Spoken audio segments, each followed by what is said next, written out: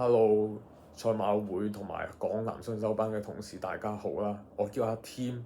咁今日咧就想用呢條片好簡單介紹下自己背景，同埋講下點解我會想入呢個港男新手班嘅。咁首先講下自己背景先啦。咁我自己睇香港籃球睇咗10幾年，打籃球打咗10幾年。記得一開始嘅時候其實係朋友帶我去修頓度睇甲一啦。咁就覺得好刺激，就中意咗睇香港籃球，同埋睇香港籃球有種歸屬感啊，因為都係始終自己地方嘅籃球咁樣。咁最後講下，好簡短咁樣講下點解要參加呢個港男新手班。首先第一，我就係希望我嘅興趣可以發展成為我嘅事業。另外就係我覺得香港籃球值得更加多嘅香港人去睇，值得更加多嘅 fans。